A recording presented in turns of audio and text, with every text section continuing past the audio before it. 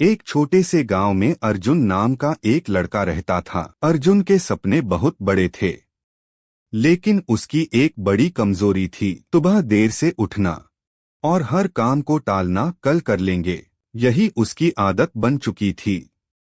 उसके पिता उसे रोज समझाते थे, बेटा समय बहुत कीमती होता है, इसे यूं बर्बाद मत करो। लेकिन अर्जुन हंसकर कहता, अभी तो पूरी जिंदगी पड़ी है, बाद में मेहनत कर लूंगा। एक दिन गांव में एक बुजुर्ग शिक्षक आए, शंकर दादा। उन्होंने बच्चों को पढ़ाना शुरू किया। अर्जुन भी वहां गया, लेकिन उसका ध्यान पढ़ाई में नहीं लगता था। एक दिन शंकर दादा ने सभी बच्चों से पूछा, तुम में से कौन जीवन में सफल बनना चाहता है? सबने हाथ उठाया, अर्जुन ने भी। तब दादा ने एक कांच की बोतल निकाली और उसमें बड़े बड़े पत्थर डाल दिए। उन्होंने पूछा, क्या बोतल भर गई? सब बोले हाँ। फिर उन्होंने उसमें छोटे छोटे कंकड़ डाले, जो पत्थरों के बीच की जगह में भर गए। फिर पूछा, अब भर गई? बच्चों ने कहा हाँ। इसके बाद उन्होंने रेत डाली, जो हर छोटी जगह में फैल गई। अब दादा मुस्कुराए और बोले, यह बोतल तुम्हारी जिंदगी है, बड़े पत्थर हैं तुम्हारे जरूरी काम, जैसे पढ़ाई, परिवार और सपने।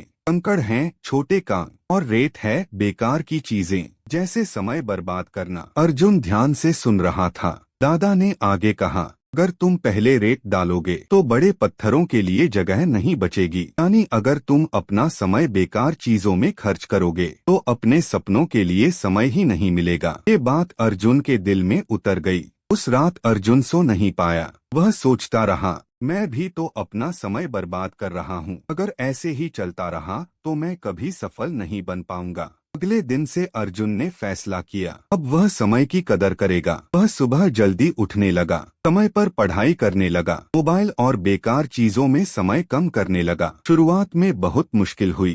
दोस्तों ने मजाक उड़ाया, क्या हुआ अर्जुन, इतना बदल क्यों गया? लेकिन इस बार अर्जुन नहीं रुका। धीरे धीरे उसकी मेहनत रंग लाने लगी। जो लड़का पहले पीछे रहता था, अब वही क्लास में सबसे आगे आने लगा। उसके पिता की आंखों में खुशी के आंसू थे। उन्होंने कहा, आज तुमने समय की असली कीमत समझ ली।